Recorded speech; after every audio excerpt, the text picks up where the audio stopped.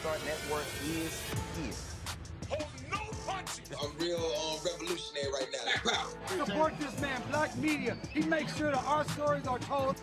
Thank you for being the voice of Black America, Roland. Stay black. I love y'all. All momentum we have now, we have to keep this going. The video looks phenomenal. See, there's a difference between Black Star Network and Black-owned media and something like CNN. You can't be Black-owned media and be scared. It's time to be smart. Bring your eyeballs home. You dig?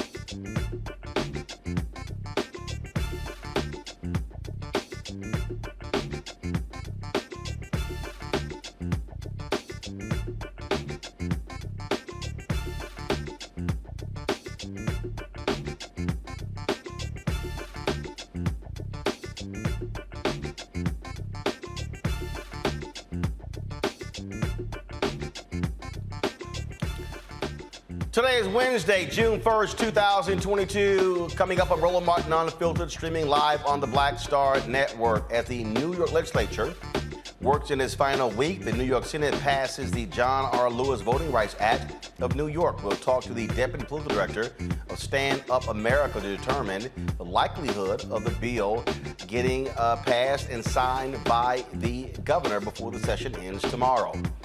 Folks, in Kentucky, Charles Booker wants to unseat Senator Rand Paul, and he drops a major commercial out of the gate that calls out Paul for standing in the way of an anti-lynching bill. Wait until you see this promo. Also, more funerals in Texas today. In Uvalde, Texas, a teacher, her husband, as well as her husband, who died of a heart attack, as well as a student, were remembered by loved ones. And Texas Governor Greg Abbott wants lawmakers to create committees to develop school safety proposals to prevent another mass shooting. So why isn't he calling special sessions like he did to advance voter suppression? A black man spent 23 years in prison for a murder he did not commit, and now New York City will pay him $7 million. He was there when the Russian invasion began in Ukraine. I'll talk with independent journalist Terrell Starr about what is happening in Ukraine and what is next for that country. Also, folks continue to advocate for Brittany Griner. The WNBA star is still being held in Russia. In our Tech Talk segment, a free app designed to help you budget better and build your credit is being backed financially by Jay-Z. It's time to bring the funk on Roland Martin Unfiltered, the Black Star Network. Let's go. He's got it. Whatever the miss, he's on it. Whatever it is, he's got the scoop, the fact, the find. And when it breaks, he's right on time and it's rolling. Best believe he's knowing. Putting it down from sports to news to politics. With entertainment just for kicks, he's rolling.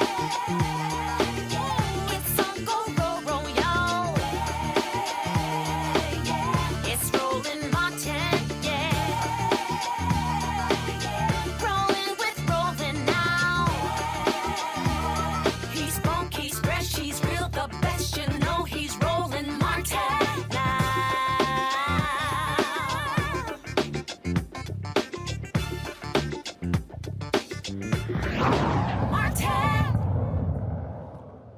You would think New York State would have some of the more better laws when it comes to voting, when in fact it is one of the worst states when it comes to keeping people from voting. That's right, New York State, blue New York State. Well, in the New York Senate, they have passed a bill named after the late Congressman John Lewis to deal with these issues, to expand access to the polls, as well as deal with the reality of voter suppression in that state. Yes, I'm calling it voter suppression.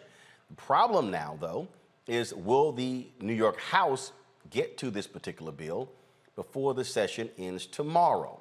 We're going to talk about a variety of things that are in this bill with my next guest who joins us now. They have been very much in front of advocating for this issue. Reggie Thetford, Deputy Political Director with Stand Up America. Reggie, glad to have you on Roland Martin Unfiltered.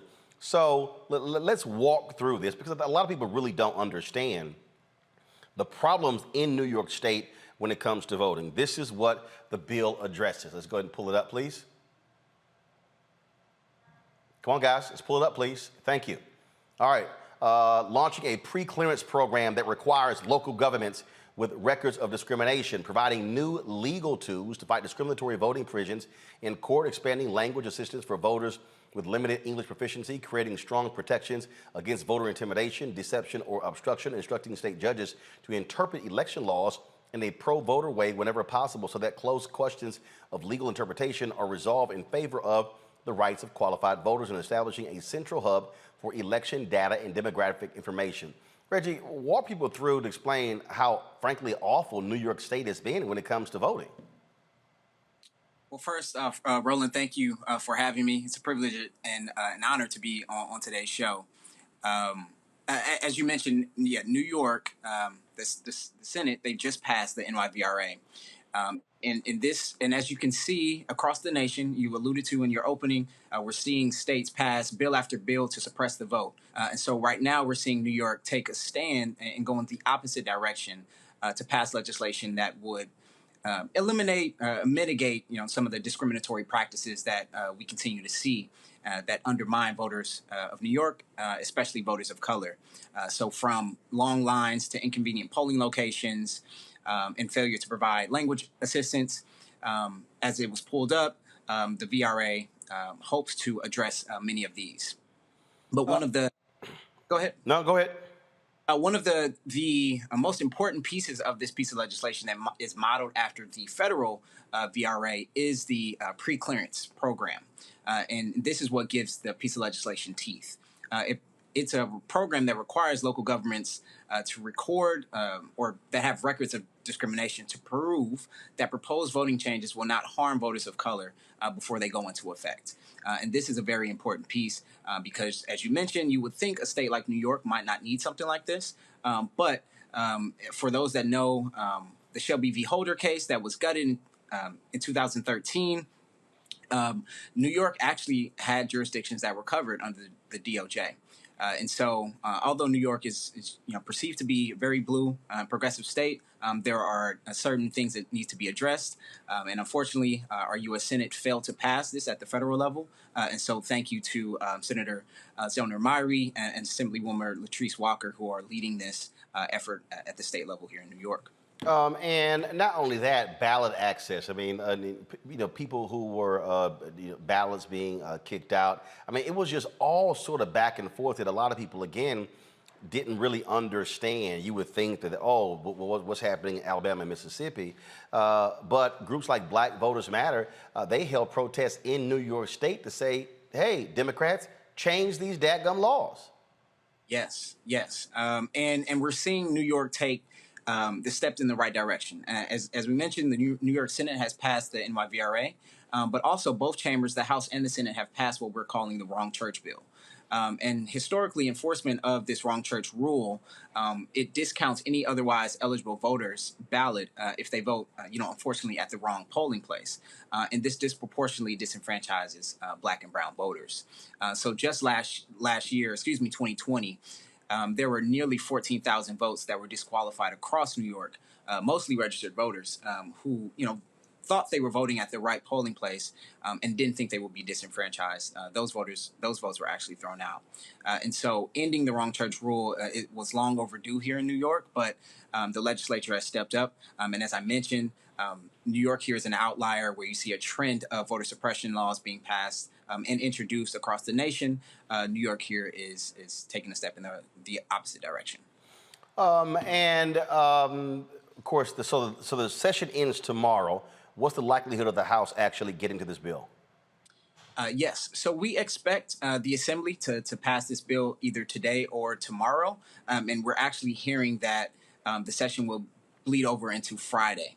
So there might be an extension here to Friday to get this done. But there have been no major concerns raised on the Assembly side that this bill will not pass. So from where I sit, we expect this bill to pass by the end of session. And we look forward to Governor Hochul signing it as soon as possible. All right. Reggie Thetford, again, we certainly appreciate you joining us with Stand Up America, and hopefully we'll see something happen when it comes to this particular bill. Reggie, we appreciate it. Thanks a lot. Thank you. Have a good one. All right, folks, got to go to the break. We come back. We're going to talk with our panel, not only about this, but also we're going to talk about what is happening on the federal level when it comes to voting. Are Democrats going to actually make some type of move to try to get something done between now and November? We'll talk about that and other issues right here on Roland Martin Unfiltered on the Black Star Network.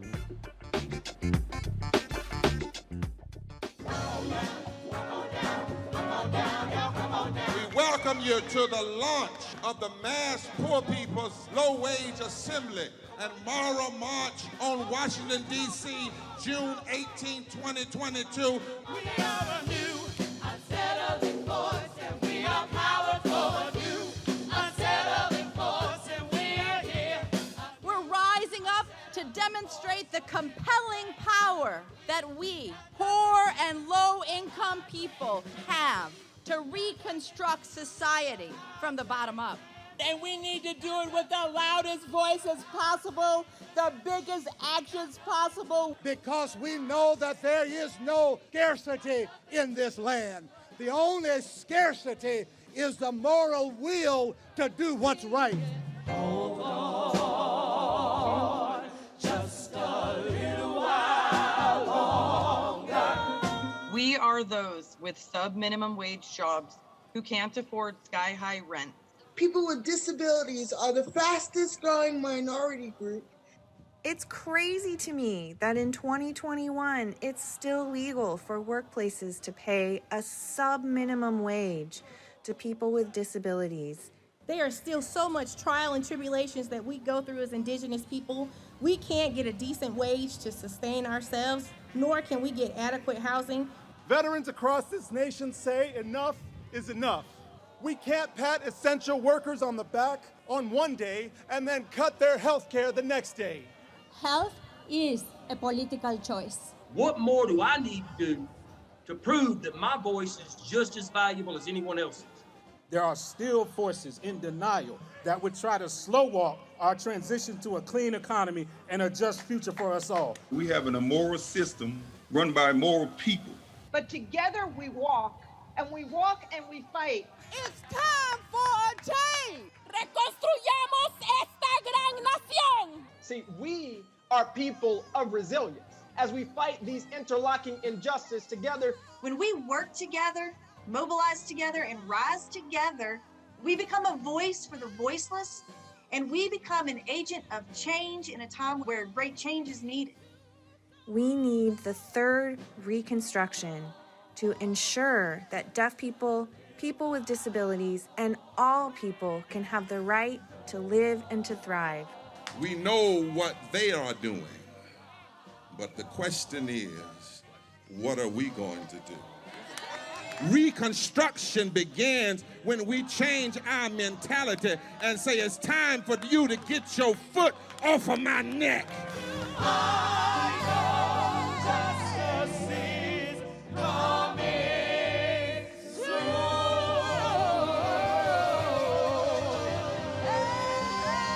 Hey, do you believe that on today? Hey, what's up, everybody? It's Godfrey, the funniest dude on the planet. And you're watching Roland Martin Unfiltered. Ow.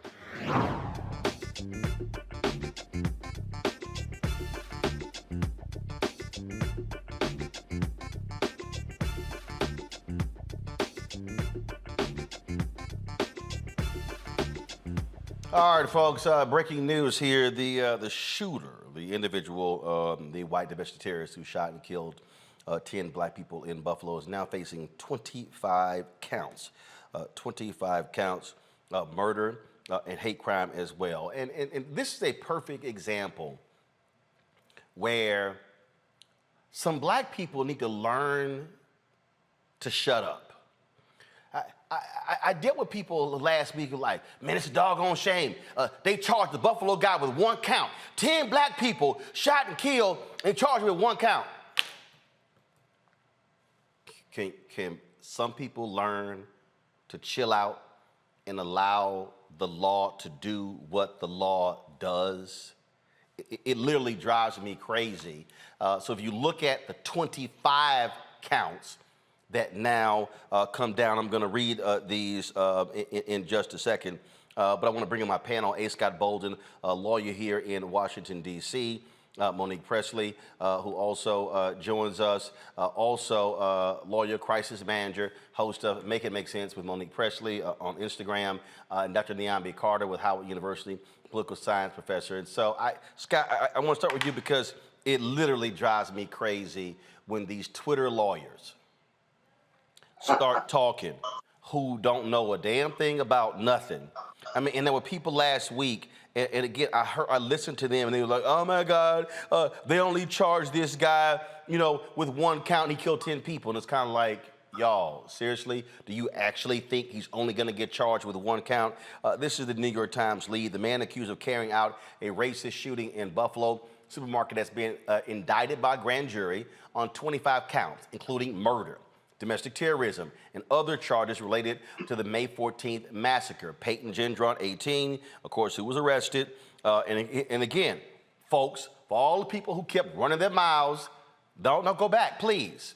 This is what it says. The 25 count indictment includes 10 counts of first-degree murder, 10 counts of second-degree murder charges as hate crimes, as well as 3 counts of attempted murder as a hate crime, and a single count of criminal possession of a weapon.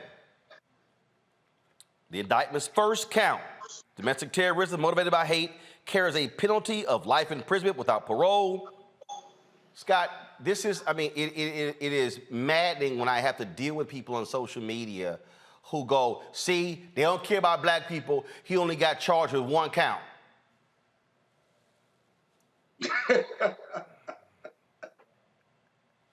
So can you explain to people how prosecutors operate when they are processing an individual like this and then determining in terms of what they're going to do? Because it is, again, it was just crazy last week. Listen to people say, oh, how they don't care about black people because he only got charged with one count. This is a grand jury that came back. Go ahead. You know, as a state prosecutor who investigated murder cases, just one murder takes a great deal of time. 10 murders in a domestic terrorism case down in Texas, as tragic as it was, the government wants to get it right.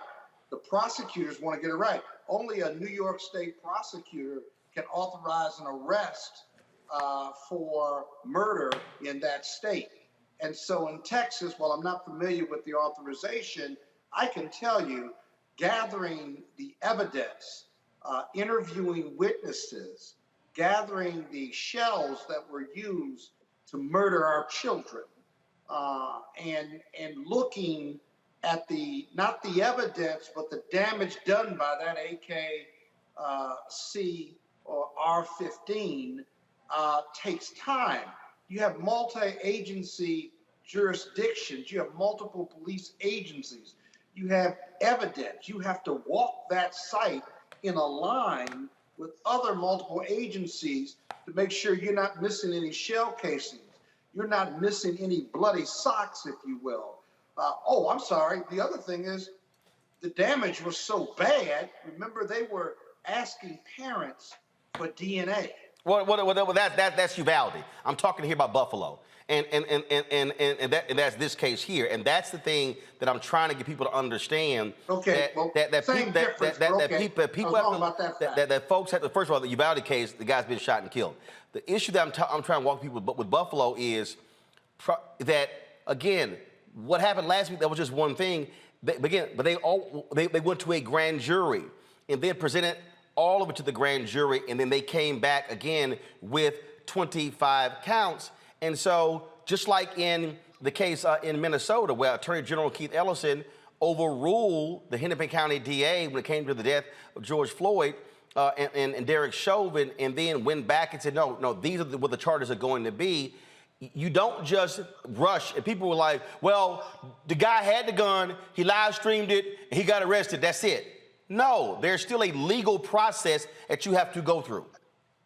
Well, you don't want to overcharge the case or undercharge it. And more importantly, if you rush, you're going to make mistakes. And if under criminal law, if you make mistakes or you pass a bad indictment or it doesn't meet the criminal elements of those charges, right, then you're going to have to dismiss the charges and figure out a way to hold this racist killer. And so patience is always a virtue. And the other thing you got to always look out for, Roland, is, okay, they've charged him with 25 counts. They're still investigating. They may find other stuff that he did in preparing for this, and they can supersede the indictment. So patience is a virtue, but you could be dead wrong if you rush it. And that's really what the only point I think you're trying to make and the one I'm making as well. Well, but it's also, Monique, trying to get some folks to understand that if you don't know the law, sometimes it's good just to be quiet. I remember being in Dallas it was a church there where they had a public forum after the killing of Botham Jean. And the DA was there, the attorneys for Botham Jean's family were there, and all of these people were yelling, prosecute her for first-degree murder. And the attorneys were like, okay, y'all might want to chill out, because folks didn't understand the law, didn't understand what you can charge someone with that could get a longer prison sentence. It was all these different variations, And it was interesting talking to Ben Crump and the other attorneys, and they were going, I wish people would stop yelling out what should be done because they don't understand what the law in Texas says, especially when it involves a peace officer. Right. Yeah, and also that was going to mess with everybody's money. I mean, I'm going to call a thing a thing. The family would have potentially not been able to recover because the police department would then end up disavowing the actions of the law enforcement agent is outside of their responsibilities there and not want to take responsibility for it and therefore not want to settle or to give the family anything that they deserve for that. And that is something that happens when there's a criminal conviction, especially in a place like Texas, where there isn't the same type of policy that's set up in DC, where DC is self-indemnified and you can pretty much ask for $100 million and try to get it. It's not so in Texas. But I want to back up to your original point and question.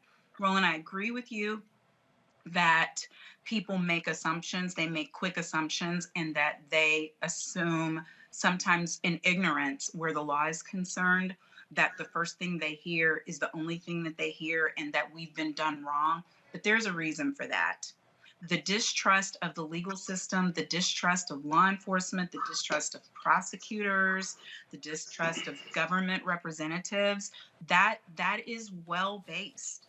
And so people automatically in our community assume first that they're going to do us wrong and then end up relieved or pleasantly surprised in a very unpleasant situation when the government actually does what it's supposed to do. So you, as a person who has knowledge of it, can expect it's going to be done. Scott or me, having tried cases and been on the side of the issue where you have to dot your I's and cross your T's, we can expect that it's going to be done, even in this case in Buffalo. So prosecutors in that position have an opportunity to charge directly. They don't even have to go to a grand jury in many instances or to go to the grand jury. Many prosecutors, especially high profile cases like this where it matters that you get it right, feel more comfortable having an indictment where the grand jury has looked at evidence and decided on the charges. So they give one quick charge to hold, like, you're not going to be out here unindicted. So we're going to charge you with something, and then we're going to go to the grand jury for the rest. And then, as Scott said, we'll likely come back to proceed that indictment with the rest, after they've done the background research. There may be other crimes. You know, we may see some terrorism charges. Who knows what? Gotcha. But it comes from a place of pain. I get it coming from a place of pain. I get that. But I also, in this age of social media, Niambi, that what drives me crazy is when people put stuff out there and it comes from what some might consider to be credible voices, and then it just takes off. And then what it does, it gets people upset, hot and bothered, and now all of a sudden you're like, yo, chill, calm down, and that's what I'm saying. This is where I'm a firm believer, and also in why we have and why we believe in talking to black law enforcement, black lawyers, folks who understand this here, and now we see the reality in terms of what this white domestic terrorist is now being charged with. It wasn't one. We know he killed 10 people, but now we see exactly what those charges are. For sure. But I think, with social media, a lie travels faster than the truth a lot of times. And the thing about social media is everybody's used to getting everything right then, right in that moment. The speed with which we now can traffic information, to your point, makes it much more dangerous than it used to be. You don't have to wait for a printing press to put out the newspaper the next day, and maybe you can have a moment to come back. When you put something out in a tweet, particularly for folks who have like a lot of followers, and that thing becomes retweeted, it has a life of its own. And unfortunately, there's not a lot of time for reflection on social media. People say things without thinking often. And then by the time you get to maybe a retraction or at least an update or a revision of what you said, the bad stuff is already out there and it's already made its way across multiple platforms on social media. But I also think the thing about social media is everybody becomes an armchair expert in something, right? Everybody becomes a genius around tech, or everybody becomes a genius around the law or politics or whatever it may be, journalism, right? Not thinking about these things as having a real logic behind them or a real skill or any kind of training. And I think that's sort of the era that we live in with social media, where everybody can sort of be an armchair expert on things that they don't know very much about or things that they don't have intimate knowledge of. And I'm certain the prosecutors, at least in this case, wanted to probably keep some things very close to the vest because they are still going to be involved in these investigations for months and months to come leading up to trial. So, we can't expect to know everything, but we live in a moment where everybody can be an expert on anything because of social media. Absolutely. And so, again, it's always trying to walk people through this here. Now, folks, in Uvalde, Texas, more funerals today. The family and friends, of course, gathered to say their final goodbyes to Robb Elementary School student Jose Flores Jr., teacher Irma Garcia, and her husband, Joe. Irma died in the shooting, but of course, Joe had a heart attack 2 days after visiting his wife's memorial. The school, now, on other news, folks, which is crazy, the school district police chief, who served as the on-site commander during last week's deadly shooting, who told cops not to go in, he finally addressed his claims that the department was not complying with the Department of Justice probe into the police response during the shooting. Consolidated Independent School District Police Chief Pete Arredondo got cornered by a reporter with CNN. Watch this. We're not going to release anything. We have people in our community being buried, so we're going to be respectful. I just want your reaction we're going to be the director McGraw saying that you were responsible for the decision to go into that room. How do you explain yourself to the parents? We're going to be respectful to the family. I understand that, but you have an opportunity to explain yourself to the parents. And just so you know, we're going to do that eventually, obviously. When? And whenever this is done, and let the families quit grieving, then we'll do that, obviously. And just so everybody knows, we've been in contact with DPS every day. Just so you all know. They say that you're not cooperating. I've been on the phone with them every day. They say you're not cooperating. So just 2 seconds. Just so you know, we've been talking to them every day. What is your reaction? Y'all have a good day. What is your reaction, sir? Now, this is the same police chief who was quietly sworn in as a member of the city council. Now, students and staff will not be returning to Robb Elementary campus this year, and school officials are figuring out where students will attend classes in the fall. You might remember in Sandy Hook, they literally tore down that school and built a new one. Now, Governor Greg Abbott is requesting the state legislature create committees to develop plans to prevent mass shootings from happening. He sent a letter to lawmakers asking for that. But the thing that I don't quite understand here, Monique, guys, you can go ahead and show it, please. Go ahead. I don't understand. This is the same governor who called multiple special sessions to deal with voter suppression, but now he's saying, oh, well, let's just do some committees to deal with school safety.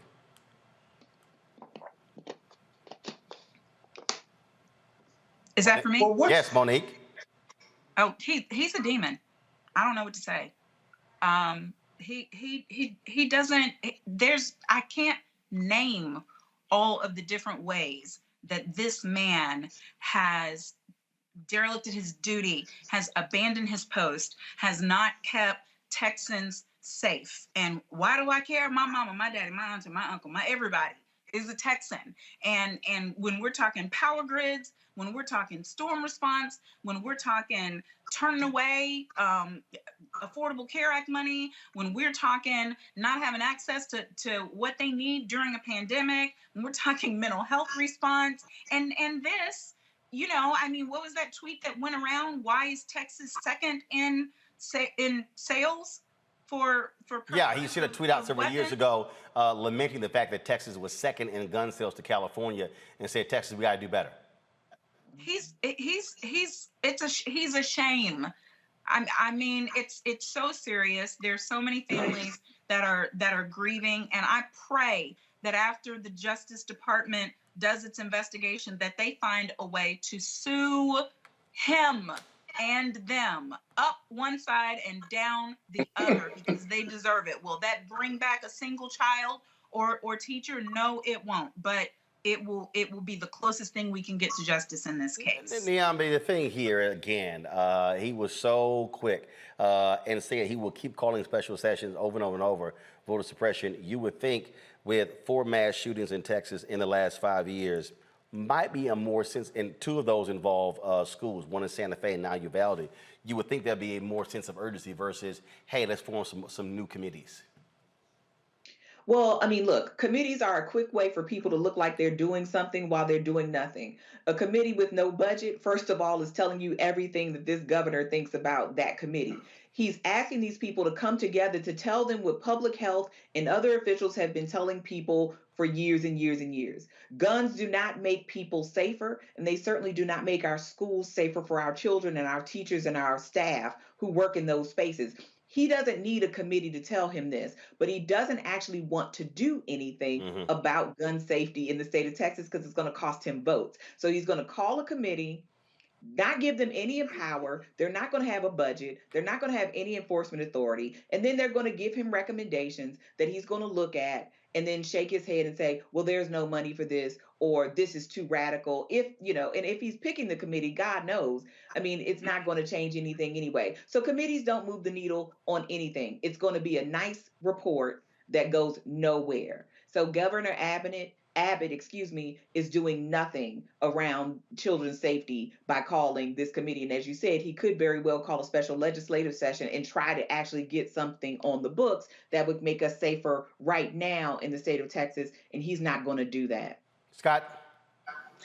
Yeah, why do I need a committee to tell me what I know already? What's missing from these mass murders that we've seen over the last 10, 20 years that we don't know? I'm not an expert. I can tell you all kinds of things that you should do. I could write legislation to make guns unavailable to the mentally ill. I would make them apply for judicial review if they wanted to buy a gun, if they had a mental history. The school committees, what are they going to say? They're going to look at the same data we have and come up with recommendations. You're going to make the schools a fortress, if you will, and you get educated inside a fortress. The only thing that's going to save these kids vis-a-vis a school committee is that you have zero access from outsiders into the school during the day when the kids are there. That's not very reasonable. But you can make it harder to get guns, if you will. You can enforce gun safety laws and close the loopholes and what have you, and say enough is enough. You certainly could do a lot of legislation, call a special session versus having a school committee. And so it's like guns don't kill people, people kill people. So we don't have a gun problem here. It's like George Floyd was an extreme, and we can all say that was a racist act, but racism is all around us. He's the same person that would argue that institutional racism does not exist in this country. And so he just doesn't get it. All right, folks, hold tight. We're going to go to a break. We come back. We're going to talk with Charles Booker, who dropped a major ad today against incumbent Senator Rand Paul. They'll be facing off in November for that U.S. Senate seat. Don't forget, if you're watching on YouTube, hit the like button, please. Same thing on Facebook. Hit the like and the share button as well. We should be sitting at 1,000 likes easy in the first 40 minutes of the show, so go ahead and do that right now.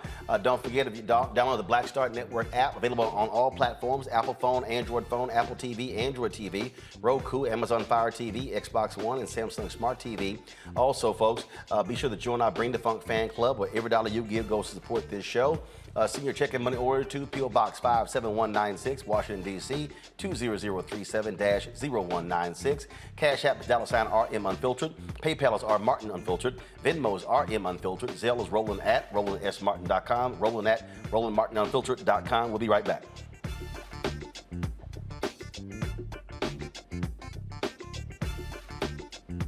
I'm Deborah Owens, America's Wealth Coach and host of Get Wealthy. On the next Get Wealthy, here's the good news. Black women are the fastest growing segment of business owners. The not so good news, the average business by Black women is only earning revenues of $45,000 or less. On the next Get Wealthy, you're going to hear from a woman who went from her kitchen table to cap tables, growing her business to over $1 million. You should start a business because your product is needed in the world, not because you hate the person that you work with. If you hate your job and you hate your manager, go find a new job, a place that makes you feel comfortable. And I say that because starting a business is truly a labor of love and service. If you want to learn how to do it, right here on the next Get Wealthy, only on Black Star Network. We're all impacted by the culture, whether we know it or not. From politics to music and entertainment, it's a huge part of our lives, and we're going to talk about it every day right here on The Culture with me, Faraji Muhammad, only on the Black Star Network. Hey everybody, it's your man Fred Hammond. Hi, my name is Brescia Webb, and you're watching Roland Martin Unfiltered. Ow. Well, I like a nice filter usually, but we can be unfiltered.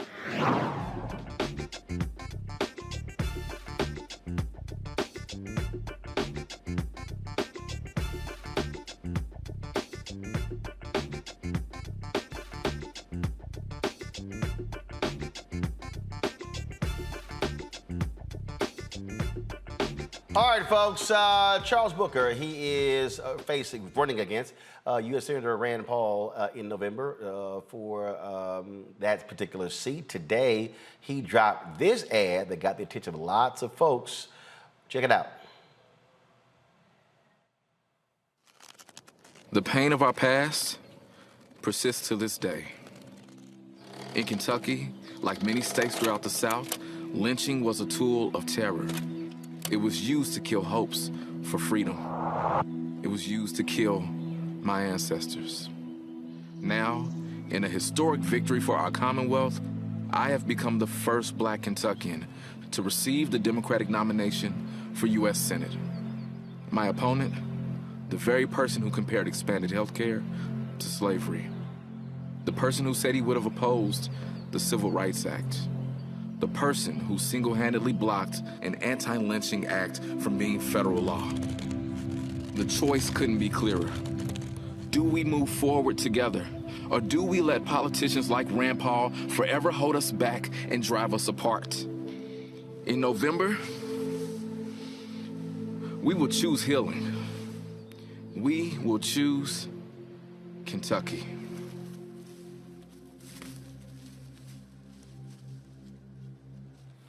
Charles Booker joins us right now from Louisville, Kentucky. Glad to have you back on the show. That had to be, we certainly understand what you were doing and why you were doing it, but it certainly was not easy to put a noose around your neck. Absolutely, brother. That was one of the hardest things as someone who appreciates storytelling and the power of creativity. That was one of the hardest things I've ever had to do. And it was something that fell on my spirit in the sense of lifting up the truth of the challenges we face. But it was hard. And I feel the responsibility to shine that light, even if it means being vulnerable in the heaviest of ways. That was personal for me. Rand Paul stood in the way, choosing not to allow unanimous consent. And that bill's passage was delayed more than a year because of his obstinance. That's absolutely right. And what I'm trying to lift up in this ad here is really shining a light on who he is. Rand Paul has shown us himself. He is someone who throws up smoke screens. He has essentially gaslighted the country throughout his career. He is someone who stokes hate and division and racism every chance he gets, and then whistles away as we fight amongst ourselves. And just this last week, Rand Paul opposed moving forward with even debate on domestic terrorism legislation following the heinous act in Buffalo, where lives were taken away because of the color of their skin. And that very same incident happened here in Kentucky at a Kroger in Louisville. So Rand Paul knows what this pain means, but dismissed it because he said, well, we have interracial marriage now and churches are integrated. He is dangerous. We want to laugh at him. We want to dismiss him. But he is really the arsonist burning down our pursuit of democracy. And I'm calling it out so that we can beat him. That particular bill there, only one Republican in the House voted for it. All the Republicans in the U.S. Senate indeed blocked that from moving forward.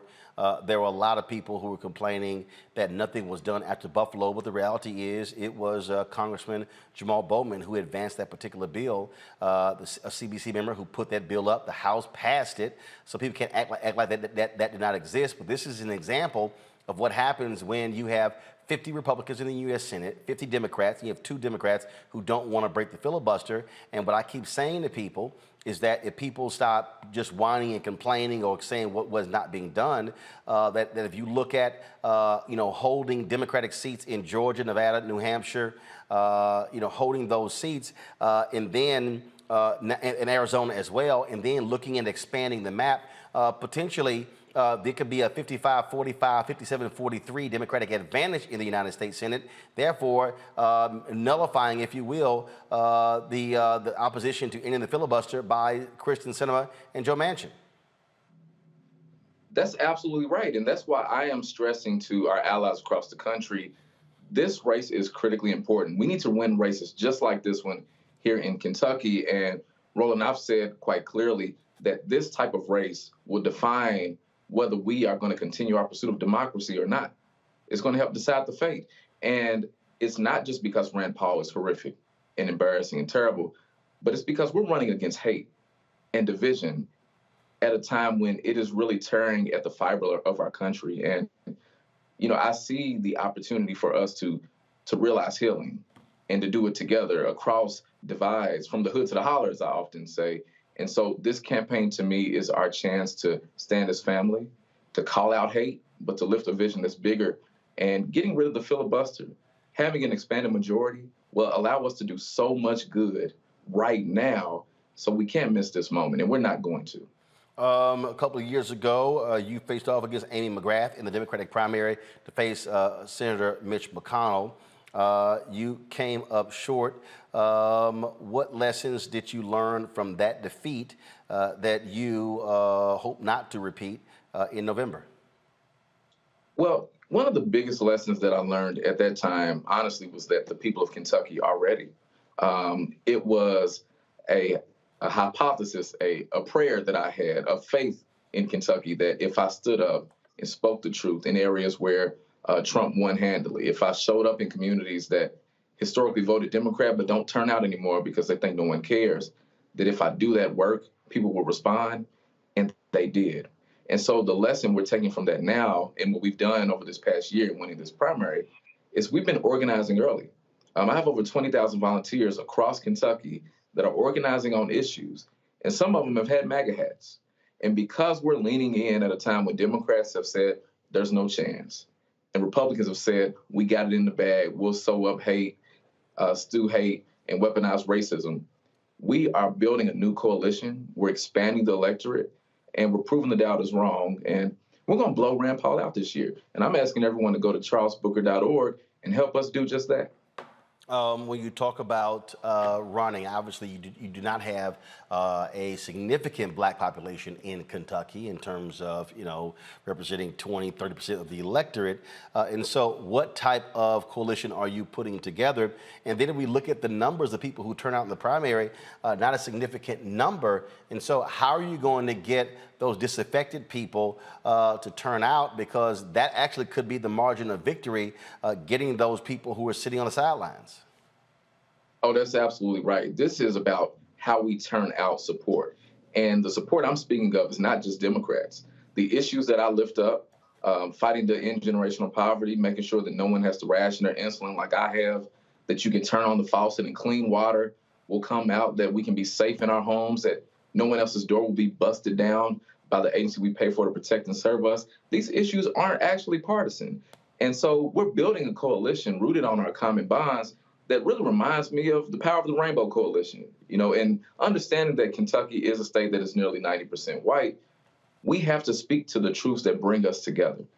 Addressing structural racism and lifting up hard realities like this video that we did today isn't just about speaking to the Black community. It's about speaking to all of us in our collective struggle and our collective responsibility to one another. And so by addressing the issues we're really facing and speaking boldly and going to places that get ignored and left behind, the forgotten places, we're finding a ready coalition. And this is exactly why Mitch McConnell and Rand Paul are terrified. And we're going to shine a light for the country in this race, and I'm honored to do it. All right, then. Well, Charles Booker, certainly good luck in your efforts. And again, a very powerful opening ad. Thank you, brother. I appreciate it. I want to talk about ads and how you capture the attention. In the wake of the shootings in Buffalo and Uvalde, someone on Twitter put this particular video together to give people an understanding of how Republicans use guns in many of their political advertisements. Ready? Aim. I'm Kathleen Wall, and I approve this message. It's time to fight back. I'm Greg Gianforte. I approve this message. Joni's gonna unload. I'm Joni Ernst, and I approve this message. I'm Matt Rosendale, and I approve this message. Pro gun. I'm Jake Beckett, and I approve this message.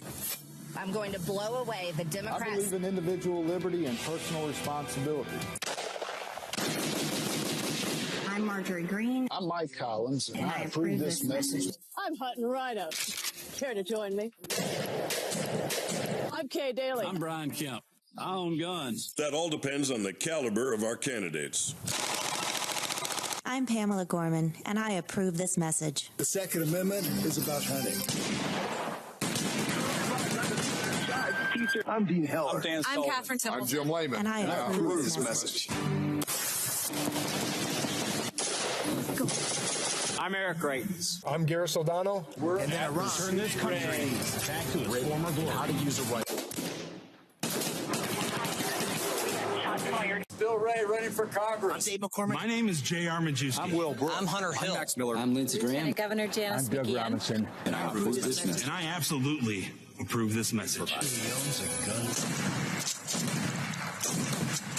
I'm Dr. Oz. I'm Kat Kamak. I'm Ron Gould. And I approve this message. For God's sake, we have to have the courage to stand up to the industry. That ain't going to happen. That's why the NRA endorsed me.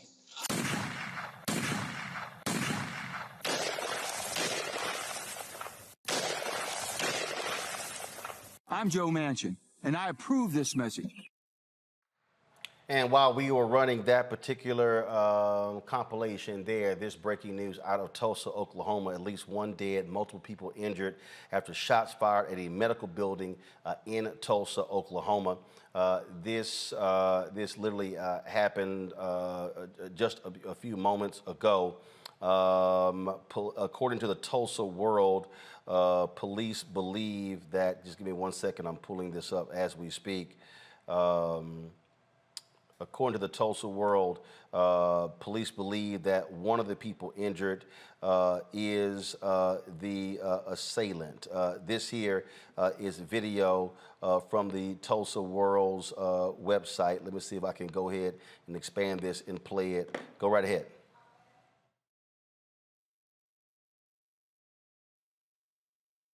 Behind me, multiple killed. We have several people shot. We've got fire working with our SWAT team and the initial officers on the scene to get as many people out as possible. Right now, it's a quiet scene, so there's no one actively shooting inside. So we are doing a floor-by-floor, room-by-room search to make sure that we don't have anybody else outstanding in the building. We're starting a slow evacuation. There's no technical active shooter where someone's actually discharging rounds at this time. If we go into a situation where someone is discharging rounds, we're going to address that situation with a contingent of officers and follow that. So right now, it's settled down. We're trying to rescue those who are injured, and we're treating this as it's a catastrophic scene in there right now. So we're trying our best to navigate through every single floor. We're having some difficulties getting through some locked doors, but we're locking floor by floor down, and we're bringing more and more officers in here so we can safely clear the entire building. We have multiple floors, 5 or more floors right now, with hundreds of rooms and hundreds of people within the building. So you have to give us some time on this. Right now, we believe that the primary shooter is down. So unless we have intelligence that another shooter is in the building, we'll work. that was, again, a video from the Tulsa World. Niambi, I want to start with you.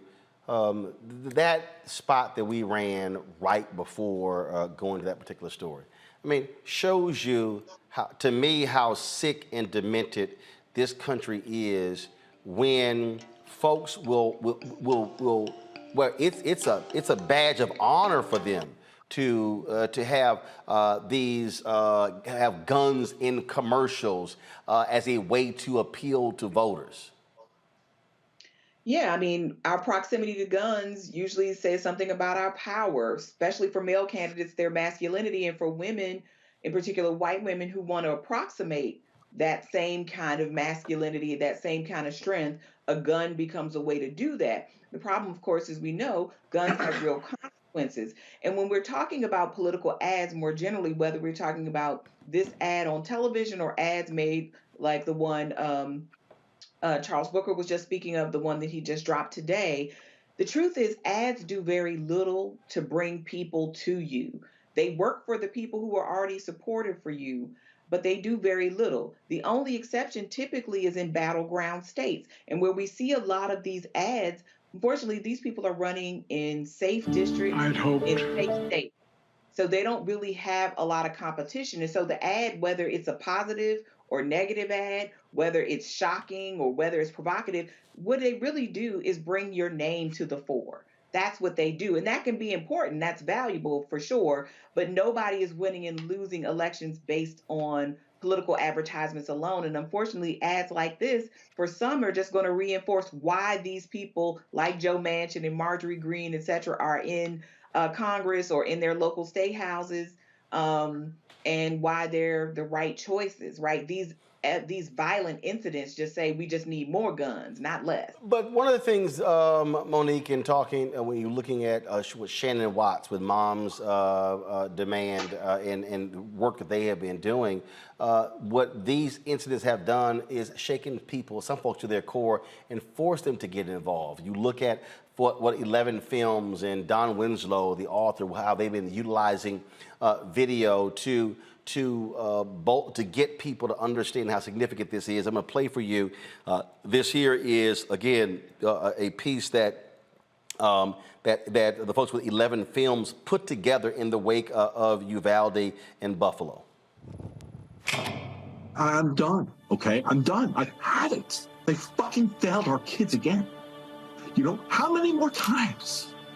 I'd hoped when I became president, I would not have to do this again. To lose a child is like having a piece of your soul ripped away. Every time I think about those kids, it gets me mad. There's a hollowness in your chest. You feel like you're being sucked into it. How am I going to plan a funeral? What kind of casket? I have to write a eulogy. All I did was send them to school.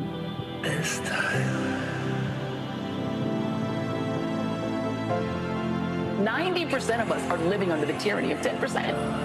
Sit down, you're out of line. They seem angrier at Beto O'Rourke than they were at the massacre of 19 children and 2 fourth-grade teachers. And I'm trying to figure out at what point in time this became so normalized. The AR-15 shreds the human body. Just think about that. Think about what that would do to a little 10-year-old body. What in God's name do you need a solvent for except to kill someone? And you read their age, 10. I have a 4th grader, and she put her hands in her friend's blood and then smeared it, she said, all over her body. She wanted to look like she was dead. What are we doing? And we were all hiding behind a stage. What are we doing? He said throw. He said throw. Red flag. Why only in America? It is just an American problem, sir. America needs us to stop! Wait for them right now! People are getting shot all around me. When are we gonna do something? Yeah, I was bullied in school too. I never shot at my fucking classmates. Next fucking excuse. So honestly, to hell with anybody who says don't politicize this.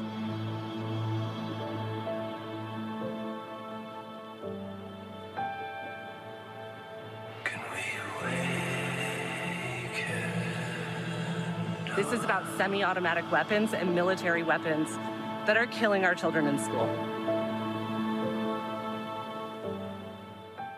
Monique? Yeah.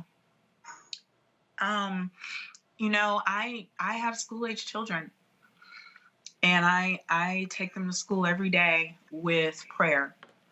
And I even some days, like the side door, because one of my children is in an autism unit at a public school, and I am so thankful every time. Like, if I don't get him there by the time the special education officer goes in, that door is locked. So if I try to go in that door, I can't get in. If I go to the front, I've got to push the buzzer. They've got to know that it's me. I've got to go through 2 doors in order to get in. And that gives me the little bit of additional security added to my prayers. But the people whose children were killed, they had faith in prayer. They knew God too. So especially I hear sometimes Christians who were saying, all you can do is pray. God's going to take care of you. Like, they don't give a damn about nobody else. This grieves me because I still have my children. And I don't want to know what this is. And so when we talk about solutions, frankly, this last shooting of these children in Uvalde was the first time I texted my cousin, and I was like, I'm always this person who's saying, but we need to be part of the solution. We need to be in there fixing it. We need to not give up. Frankly, that day, Roland, I was like, I don't care about these people. I don't care about this country. Do I have an obligation to get the hell out of here so that I'm in some place that does not have this gun sickness, so that I do not have to pray these kinds of prayers over my children just for them to get an education? Is this what people are calculating as the cost of being in the land of the free, the home of the... There is nothing free or brave about having to have all of those weapons of war so that you can feel good about yourself. This is pathetic. It is dark. It is demonic. It is amoral. And all I can say is that we have an opportunity when we vote for all of these people who were saying they're for common sense gun reform. You have to show up at the ballot and mean that. You say you care about a woman's right to her body, you have to show up and vote that way, because you're polling one direction. But then when you go into that booth, you check out these GOP boxes off of some sense of whatever. I guess we're going to have to wait for Roland's book to come out for us to fully explain what y'all are afraid of. But for me, it's obvious that you're not voting your conscience, and you're not voting your concern for your fellow man. And that is what it's going to take in November and beyond for us to put this country in a better position. Scott, this was the cover of the New York Times Sunday Review. That was quite jarring. It listed Uvalde, Buffalo, Boulder, Colorado, Atlanta, Dayton, Ohio, El Paso, Virginia Beach, Thousand Oaks, California, Pittsburgh, Parkland, Florida, Sutherland Springs, Texas, Las Vegas, Orlando, Roseburg, Oregon, Oak Creek, and in every single instance, it said authorities said the gunman was able to obtain the weapon legally. Yep. You know, Roland, I've been so reflective on this, and I was thinking about Monique and her children. I was thinking about my children who are grown, and you know, this is just insane. It's just insane. And have you noticed on that list that you just did, that list has increased significantly each year. You know, you'd have 1, then 2. You must have at least 20 this year already, or some ungodly name, a number. And then that prior ad that you ran that talked about the elected officials who do ads with guns, right? And then they get elected. So what's insane is America has cut a deal with the Second Amendment as the foundation, a deal to accept mass violence in exchange for owning a weapon of mass destruction or 9mm or Second Amendment right, however you couch it. This country has accepted this as a dastardly deal, a deal with the devil, a deal with shooters and killers and the mentally ill and the evil and the hate. They've actually cut a deal to tolerate the killing of our kids on a mass scale in exchange for the right to own a gun. And then they vote for Republicans who won't do a damn thing about it and are revered. They may take over the House and Senate in about 6 months or 5 months. Think about what I'm saying, Rolla. Think about it. How insane this is, and we won't do anything about it. So America's acceptance of mass destruction, of violence, and the shooting of our kids in public and private schools, we've accepted it. We ought to be ashamed. I'm ashamed of this country. I'm ashamed that I have to listen to Monique, who has to struggle with her kids, drop her kids off, autism or not, and not know, really not know whether she's going to see them again. Think about that. Think about that. That ought to make all of us crazy. And yet, the majority of Americans, or some large amount of Americans, have accepted this violence as okay. And if you want to, if you want to understand Don Winslow, before I go to break, I'm going to show you this here. Don Winslow, the author, put this together where he just branded it hashtag Republicans don't care. Just watch this. We share a tiny part of the burden in our own hearts, and that we will lift the victims and their families and the entire community in prayer. My colleagues from Florida will carry home the prayers of the whole Senate for victims and their families, for the community of Parkland, and for the first responders who bravely charge into harm's way on behalf of others. The Senate and all Americans stand in mourning, sorrow, and sympathy with the students, faculty, staff, and families of Santa Fe High School in Texas. We pray fervently that in the midst of this nightmare of grief, our Heavenly Father will make manifest to those families His promise in Psalm 34, that the Lord is near to the brokenhearted. Don't believe a fucking word that Mitch McConnell says. Not a fucking word. The reality is this. If you're going to be voting in November, the question is, are you going to vote for candidates who are going to do something to protect America's children, or are you going to vote for candidates who are with a party that will do nothing because the NRA tells them to do so? The thing that people have to start doing, whether they are in Texas or they're in Buffalo or they're in any part of this country, is they're going to have to make a decision. Who are you with? What do you care about? Running those particular spots was extremely emotional. There are folks, I see your comments, folks who are crying, people who are tearful, folks who are angry, but I need people to understand that the people who we elect, they're the ones who are the policymakers. They're the ones who actually hold the power to deal with this. I have been seeing conservatives mock Canadian Prime Minister Justin Trudeau because he dared to actually step up and take action. I've seen people like Senator Ted Cruz. Oh, he was in a poker game the other night. No concerns about Uvalde. I'm looking at individuals who make excuses. But the question is, those of you who are watching, those of you who are listening, what are you prepared to do? Are you going to sit silently by and just say, well, you know what, there's nothing that we can do? Or are you going to say, I'm going to get involved?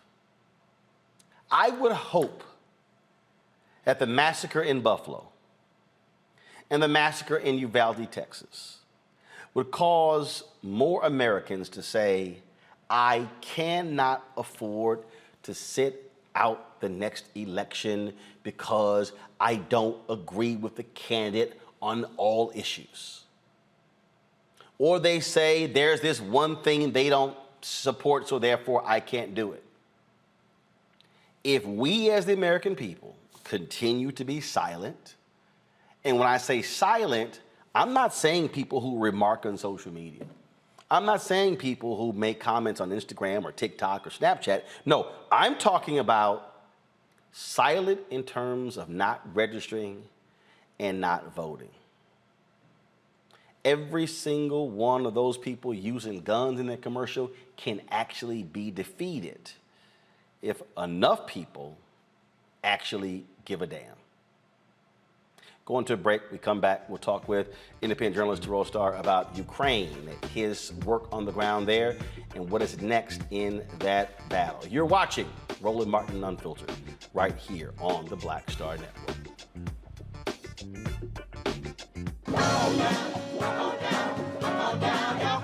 We welcome you to the launch of the Mass Poor People's Low-Wage Assembly and Moral March on Washington, D.C., June 18, 2022. We are a new, unsettling force, and we are powerful, new, unsettling force, and we are here. We're rising up to demonstrate the compelling power that we, poor and low-income people, have to reconstruct society from the bottom up. And we need to do it with the loudest voices possible, the biggest actions possible. Because we know that there is no scarcity in this land. The only scarcity is the moral will to do what's right. Hold on, just a little while longer. We are those with sub-minimum wage jobs who can't afford sky-high rent. People with disabilities are the fastest growing minority group. It's crazy to me that in 2021, it's still legal for workplaces to pay a sub-minimum wage to people with disabilities. There are still so much trial and tribulations that we go through as Indigenous people. We can't get a decent wage to sustain ourselves, nor can we get adequate housing. Veterans across this nation say enough is enough. We can't pat essential workers on the back on one day and then cut their health care the next day. Health is a political choice. What more do I need to do to prove that my voice is just as valuable as anyone else's? There are still forces in denial that would try to slow walk our transition to a clean economy and a just future for us all. We have an immoral system run by immoral people. But together we walk, and we walk and we fight. It's time for a change! Reconstruyamos esta gran nación! See, we are people of resilience. As we fight these interlocking injustices together. When we work together, mobilize together, and rise together, we become a voice for the voiceless, and we become an agent of change in a time where great change is needed. We need the third Reconstruction to ensure that deaf people, people with disabilities, and all people can have the right to live and to thrive. We know what they are doing, but the question is, what are we going to do?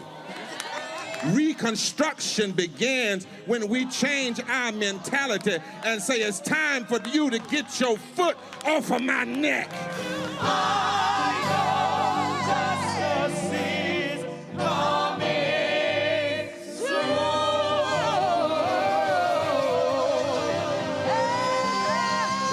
Hi, this is Cheryl Lee Ralph. Hello, everyone. It's Kiara Sheard. Hey, I'm Taj. I'm Coco. And I'm Lily. And we're SWV. What's up, y'all? It's Ryan Destiny, and you're watching Roland Martin Unfiltered.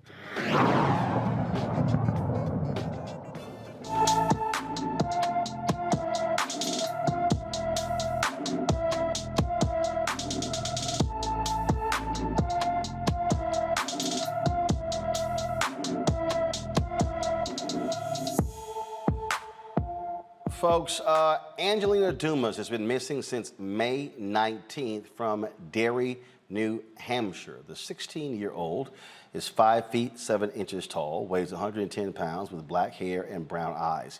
Anyone with information about Angelina Dumas should call the New Hampshire State Police at 603-666-3334, 603-666-3334. Folks, the war in Ukraine continues to go on as we speak. This battle has been going on for quite some time as Ukrainian forces battle Russian forces for control of that country. We have seen various nations across the world step up, offer resources and other things for the Ukrainian people to battle the Russians. We have seen reactions in so many different areas, including the sports world, where athletes who refuse to disavow the Russian actions, they've actually been denied an opportunity to actually participate in sports. Fundraisers have been going on as well. Nobel laureate said he plans to sell his Nobel Prize in order to send that money to Ukraine. The United States has passed a bill to send upwards of $40 billion to Ukraine as possible. The Biden administration also announced they're going to be sending Ukraine a small number of high-tech, medium-range rocket systems. It will take at least 3 weeks for Ukraine to get the weapons and train troops on how to use them. As I said, last month, Congress agreed to send the Ukrainian people $40 billion for the war efforts. Joining us right now is an independent journalist who was there on the ground when war broke out, and that is Terrell Starr. He joins us now here in D.C. Terrell, glad to have you here. So for people who saw the news, they saw these various reports, they saw what was happening there. Take us through in terms of what you were seeing, what you were experiencing, that again gets people to understand the true impact of war. Well, thank you very much for having me on the show, Roland. And so I'll just start off by telling people that this is going to be a long, protracted war. I woke up on February 24th, like many other millions of people across the country did, to explosions around us. And so just imagine waking up not knowing where those bombs, where those missiles are going to land. And so waking up to explosions, to people screaming, to reports in local news of people dying on the spot from strikes, also creating massive immigration crisis across the border that many people saw, particularly with students of color, immigrants, et cetera.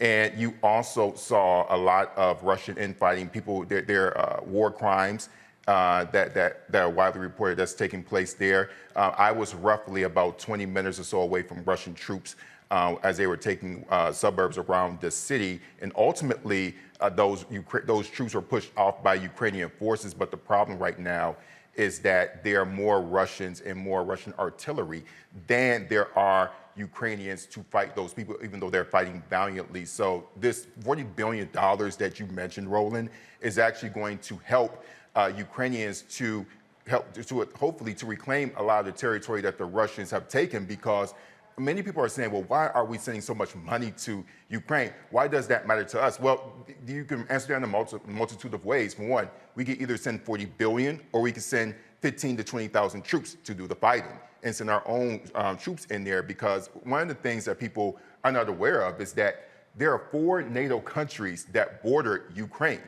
And in any instance where Russia is threatening to any of those nations, if a missile were to accidentally go into one of those countries, that could potentially that could potentially trigger Article 5, which means that if you attack one of us, you attack all of us. That means your aunties, that means your sisters, your cousins, your brothers who are U.S. troops, many of whom are already deployed in Eastern Europe, are going to have to fight this war. And so that is just generally a synopsis of what's going on, and this war is definitely going to be protracted.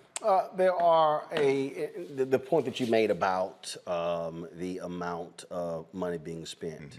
I've seen black folks say, well, if we could send $40 billion to Ukraine, why can't they give $40 billion to black people? Well, that's how budgets don't necessarily work like that. A lot of this money for a wide range of reasons are allocated through various means, particularly in defense anyway. And another thing too, it goes back to what I said originally. We could either send the $40 billion or we could send your cousin to fight.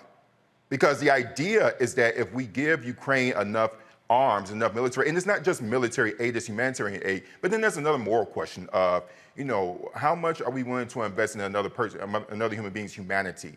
And then what if something were to happen to people on the continent of Africa? Are we going to say, well, it's those people over there, yeah, they're black people, but they're not our problem? I mean, some people do say that, right? And so it comes down to how do you want your world to be governed, and what world do you want to live in America? Whether we want to war with Putin is not relevant. The relevant point that we need to accept is that Putin, in his actions, wants to war with the West. And so one of the ways to deal with that is with that military aid, and it does help to fit, because ultimately what's happening here is that the United States is doing what's called low-hanging fruit.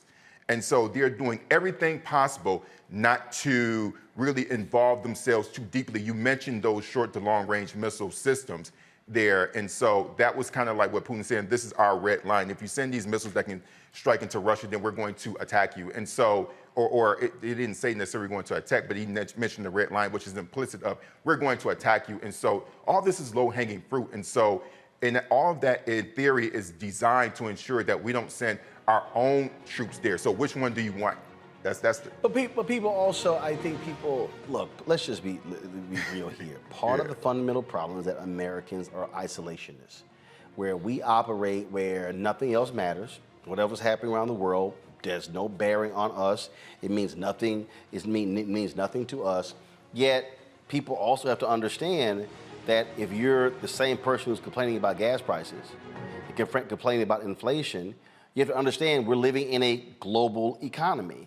And so what's happening with Ukraine, what's happening with Russia, has a direct impact on what's happening economically here in the United States. And also, it's another issue about grain. So if you have Odessa, for example, and I wish we had a map here to really show it, is that the Russians have a blockade on the seaport city of Odessa, which is one of the largest cities in Ukraine of over 1 million people. And so there are 20 million tons of grain. And I'm not going to try to point to it particularly, I don't have a pointer, but the larger issue is that there are more than 20 million tons of grain there, much of which goes to the continent of Africa, right? So if we don't necessarily think about, well, those are just white folks in Ukraine, think about the people on the continent of Africa that depends on that grain. And so the longer, and another thing about these missile strikes is that some of these strikes hit farms where there are tons of feed for animals that produce, that contribute to the agricultural infrastructure that feeds the world. So Ukraine is not just about Ukraine. Ukraine feeds the world.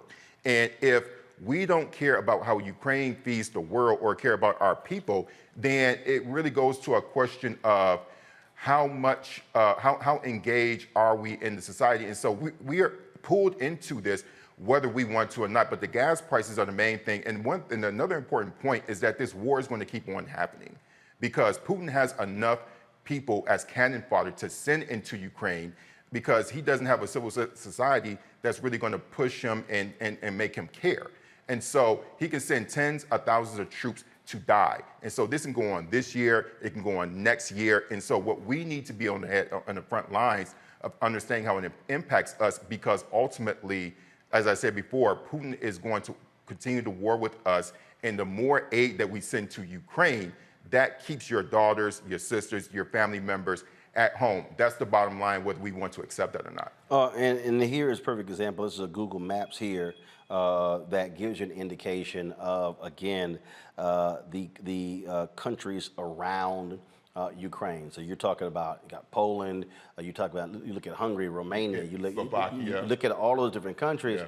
And so, again, for the person who's sitting at home right now, they're saying, somebody who's black who's saying, man, look, this don't mean nothing. Well, look, no, go back to the map, please. Go back to the map. Thank you.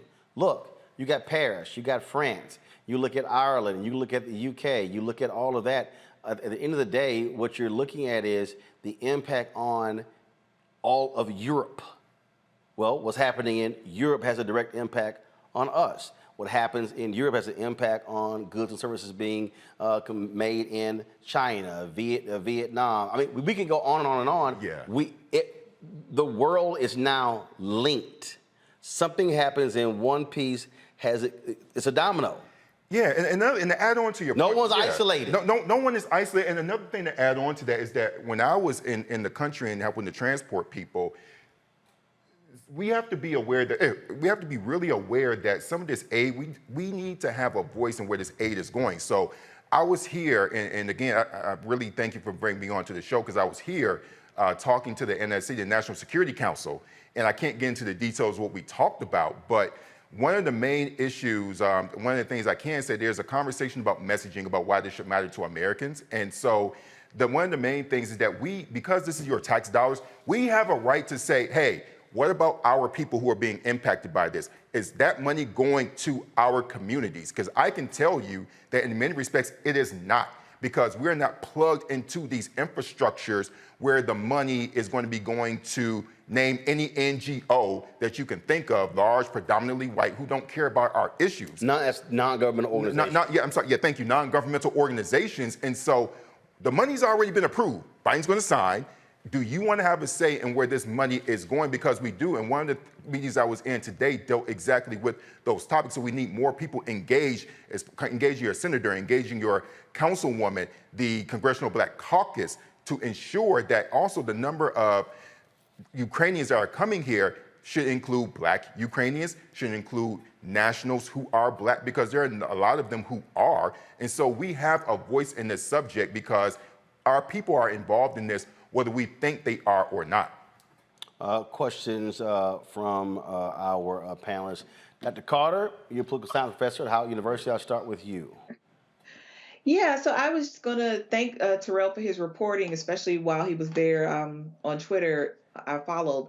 And I was wondering, in this same vein that you were just speaking of, is this a moment perhaps to advocate for Black immigrants from other parts of the world? So in particular, thinking about Haiti, who imports a lot of its grain from the Ukraine and is now facing a food shortage, inflation, and other things that make the island less than hospitable for many of its citizens, and who've sought refuge either in South America and trying to get to America in many cases, but have been refused. And the United States keeps saying over and over, there's no space, but has already pledged at least 100,000 spots for Ukrainian refugees. So do you think this is a moment to perhaps push the U.S. government on its policy toward other refugees from other parts of the world? Absolutely, because the main thing is that it's a hypocrisy. And so one of the main issues that we have to think about as a community is that you know, the thing about Haiti is that when you think about the financial systems, they were already hampered down long before this war started. So this war just exacerbates what's happening.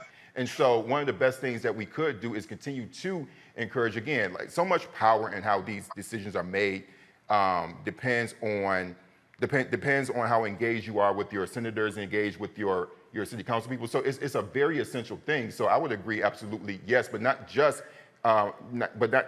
Haiti. I would encourage people who come from the continent of Africa, right? Because there are a lot of immigrants who are coming from coming from the continent who are not having the opportunities to be involved in these slots. But the main thing is that, and I can tell you just from being on the ground and closing out to your question, is that when I was taking out Ukrainians and going across the border, I think that so many of these correspondents, whether they want to acknowledge it or not, you saw all these white faces because I think the world sympathized with people who look like them, right? And so and one thing I would say is that they have plenty of people who are advocating for them, and we have to be equally as aggressive. We have to be equally as aggressive in advocating for our people so they can get the same airtime and being involved, bringing them on Roland Martin, bringing them on other black shows, including independent journalists such as myself. Scott? Yeah, Terrell, thanks for your report. I've heard a lot about Black Ukrainians, and I don't know the history of that country. But could you share a little bit about how the immigration of Black folks to Ukraine, or give us some sense of how many Black Ukrainians there are? And then secondly, if I may, how do you think this war is going to end? Thank you very much for that question. In regards to immigration to, it's not just Ukraine, but it also includes other parts of the Russian Empire. So, and I'll give you an abridged version of this, so I don't want to bore people, but in simplest terms, we can document Black people going to the Russian Empire dating back to Catherine the Great. They came through the Ottoman Empire and made their way and made it, basically it's now Turkey, okay? And so, and they made their way into Russia. And then from Russia, they were sent to, they immigrated to places like what's now modern Ukraine, Belarus, etc. We saw the largest number of Black people, namely from the continent, going to the Soviet Union during the decolonization of Africa during the late 1950s, going into the early 1960s. As far as numbers, we don't exactly know because Russia did not keep a lot of data on that, still doesn't. It's same thing for Ukraine. And so they started off in Russia, went down to Ukraine. There are large populations of Black Ukrainian people, so many of them are my friends. Do I have the census data? They don't keep that data, so we don't really know. How is this war going to end? It's going to be long, because the bottom line is that Putin does not have to answer or respond to public criticism, because if they do criticize him, they end up in jail, or if you're a diligent journalist, you end up being killed, falling off of a cliff, falling off of a 7-story floor, for example. And so, because of that, they have more Russian troops to send. And here's another irony of this: many of the people who are being killed are ethnic minorities that come from the southern regions of Russia. And so, if you look at their names, and many of them have these kind of these Asiatic features that look like they're actually from Asia. They're actually indigenous Russians. And so Russia has a history of genocide that's very similar to that of the United States. And many of these people come from southern regions, including Siberia. Siberia, by the way, is not indigenous Russian land. And if Russia was truly indigenous to its original geography, Siberia would not be a part of that. And so you're sending all these young, 20-somethings, 18-year-old Russians from the southern region who are ethnic minorities to be killed. And the whole thing is why we don't care about them. And Putin is a racist anyway. I mean, he literally talks about Ukrainians like white trash. So we send our trash over to kill their trash. That's generally the way that you break it down. And that's the simplest terms for Americans here to understand. So there's a very similar history of Black people, being highly represented in our armed services as well. But this is going to be a long-term war, simply because Putin has the numbers, even though Ukrainians are very diligent. But because Putin doesn't have to answer to public criticism, he can keep this going on for as long as he wants. And so that's going to be a very long haul for us. And for people to understand, when you say long war, you think about, look, the war in Liberia lasted 15 years. So I think part of the problem in this country, frankly, we looked at the Iraq War and was like, oh, that lasted so that long. No. There have been wars that have been going on around this country that have lasted 10, 15, 20 years that we had no idea about, because frankly, too many Americans don't give a damn about foreign policy. Monique, question. And it's actually on that point. I do want to mention, though, I did love how Terrell just said that Russia has genocidal history quite similar to that of the United States. People will figure that one out later. But Terrell, what I like about what you do is that it's so kind of anti what people think of as typical, and we just don't see enough of our folks in these spaces being experts in international affairs and international relations the way that you are. What can you tell students, college students who may be watching, or younger than that, or adults who have always had an interest in it, that can help them get further on that path? Thank you for your question, Monique. So I would encourage people to get into the policy aspects of this because that's where the decisions are being made. And so we see a lot of our people who are represented in communications and the politics areas of it. And listen, that's all important. We see this even in domestic politics, but where the policies are being, where the real decisions are being made is in policy, deciding on how do we view the world. We look at, to me, to really break it down for students, international affairs is very much like urban planning. You literally are deciding how the world is going to be shaped. It's really all it is. It's not that complex. And so what we need are people who are interested in doing the nitty-gritty, learn a language. I mean, I'm taking Russian, taking Ukrainian, I'm taking advanced classes right now. I encourage people to do that. And ultimately, one of the main problems, which gets to the genesis of your question, Monique, is that you have too many white males who are making these decisions who don't understand oppression, who don't understand what it means to be occupied, who don't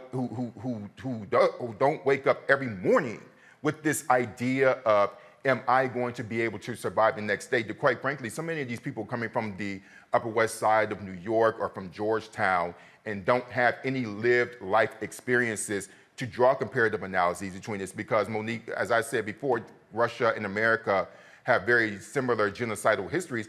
Trust me, when I say that in Washington, a lot of people don't want to hear that, but it doesn't help us to identify the problem if we don't acknowledge our own complicity and how similar they are and how Russia throws it in our face, right? Yeah. And so in order for us to really get into those rooms, we got to get into the policy areas, and most importantly, we have to be able to lean into our experiences because it's those experiences that are going to help us identify the problems. And I think that's what's missing in Washington international policy, which is why I have my own podcast, Black Diplomats, that deals with the policy of these issues and bringing in our people, just like Roland Martin here is doing with politics, news, et cetera, so that we could be participants in this conversation because we have a right to plan the world, just as Roland Martin talks about every day about what it means to plan our society, our countries, our cities, and our counties and our states. I do want to ask you about what's happened with Brittany Griner. She's still being held there. Yeah. Her spouse did an interview with Angela Rye where she talked about this, and one of the things that she said is that if this was a LeBron James or Steph Curry or a major NBA player, she said there'll be a lot more focus and attention on what has happened. I want to play some of this and then get your thoughts on, again, the situation with Brittany Griner there in Russia. Go ahead. Don't truly know. Yes. I'm in a position of complete vulnerability right now. I have to trust people that I didn't even know until February the 17th. So I'm trusting, her lawyers to, tell me when they go see her, how is she? It's the first question I ask, how is she? How does she look? How is her spirit? How is her energy? But the truth of the matter is, because I haven't heard her voice myself, I don't 100% know. But I am being told that, she's doing okay. So a week after Brittany was detained, Russia invades Ukraine. That almost killed me, actually. I was terrified what that meant. Am I ever gonna see her again? Initially, that was the first thing that probably popped in my mind when that happened. I thought that was it. I'm like, I'm really never gonna see her again. Is she being used as a political pawn? Yes, yes. If it was LeBron or KD or Steph Curry, do you think that you would be sitting here today? Respectfully, and no shade to them when I say this, but the answer to that question would be no, I don't. And I just think, it's because we do live in a world that, the bigger the platform, the bigger the urgency. And, because of the difference in that WNBA platform and that NBA platform, it's going to be a difference in urgency. The players who... So Terrell, look, they've been extending it. Do you believe that she's being used by Vladimir Putin as a pawn in this? And that we may see this go through the summer to the fall where she's still being detained in Russia? Well, very much so. The answer to your question emphatically is yes. By the way, I have a colleague of mine, Kimberly St. Julian Barnon, who is a part of a group of people who are actually helping to get her release and magnify what's going on here, and I'm pretty sure you know her. But the answer to your question is yes. And when I first heard about this, my fundamental question is, what are what is anyone affiliated with the NBA doing and playing in Russia? In my view, it's a national security threat. I myself. But what can be done? Because what she's saying, hey, we want to see Biden do more, but obviously it's not a lot that they can do, because it would be one thing if we're in a country that respected American diplomacy to some extent. Russia don't give a damn. That's the problem. Right. And so I understand why people want to rah, and this, that, and the third. You have to tread lightly in that regard. And it's a slippery slope, in ways. And again, I do respect the fact that she's saying, well, yes, if this was LeBron James or anyone else, she has every right to feel that way. Right. And she's right about that in the sense that because of their names. Yeah, Brittany Griner, keep in mind, she's also popular in Russia. Right. And a lot of people respect her there. And so she went primarily because she got a significantly larger salary than she would get in the NBA. But again, what I'm saying to you, Roland, is that from a national security standpoint, by any authority in the NBA, no player would play in Russia precisely because of what's happening now. I don't know if I'm thinking about this. Well, it goes back to more of us making these decisions and being in foreign policy. There would be no way in hell, if I was the commissioner, that any player would be in Russia. Listen, Roland, I am not a or even before they even invaded. Even before they invaded. I mean, you would have been anticipating, hey, warning folks in advance. Somebody, listen, and I would I just feel like in my gut, someone dropped the ball. But you got to understand, there are a significant number of female professional basketball players who play all across the world because they actually make far more money playing overseas than they do here in the United States. Russia is a different story. Yes, absolutely. So whether we're talking about Russia, whether we're talking about Poland, I mean, there are multiple countries, and so these are independent contractors. These are people who are traveling and again incentivized. And some are being literally paid. I'm talking about $200,000, $300,000, $400,000. Their international salaries dwarf what they're making here. Okay, so the bottom line, again, if I were a policymaker in the NBA, if I'm thinking about a decision, would it have been better for us to pay these people more money than to deal with this problem? Well, first of all, of course. That's what I'm saying. But what you also then go back to is television ratings, who watches, who funds the league, all of that. The issue, but the thing still here is there anything that the United States? I mean, yes, the United States State Department is involved, but the fact of the matter is, ain't like, as you said, ain't like Putin trying to have a conversation with the United States. It's not. So the reality is that no, there's not. No. So could there be? And this is an example where, and I've said this for years, and I really hope black people understand what I'm about to say. I hope black people really understand this. If you want to understand the value of a Reverend Jesse Jackson Sr., it's in this situation right here. There's no doubt in my mind that a Reverend Jesse Jackson Sr. of 20 years ago would have already been on a plane to Russia to try to get Brittany Griner out. And because his stature across the world, how he's brought numerous people back, so this is for all the people who want to take the title of being the top civil rights leader. No. This is an example right here of what happens when you are not just an American civil rights leader, but you respected across the world. Yeah. And I think part of the issue here is that you don't have that. And so, is there a contingent? Is there a group of Americans who have relationships with Russia who could sort of intercede, where it's not the government? Right, because that's not going to happen. Right. That's not going to work. No. So a humanitarian mission. That is possible, but so it depends on a number of things. There could be a negotiation where there's like a swap, because Well, the problem is who you're swapping. And then it's not government, because who are you holding? So this is, so it's not like you going spy for spy because she ain't a spy. She's not a spy, but that doesn't mean that you can't. That doesn't mean it's about her being an asset. So it's not about NBA player versus spy. It's about asset versus asset. And again, an asset for what? asset. In Putin's case, this is just a pawn, essentially. Right. And so that's the most unfortunate thing about this. She is a pawn in a larger political. Trapped. She's trapped. She's trapped. But again, Roland, the fundamental problem, and I'm going to go back to this, is that she should not have been there in the first place. And we need to think of, and we need, and the NBA, WNBA needs to reevaluate what.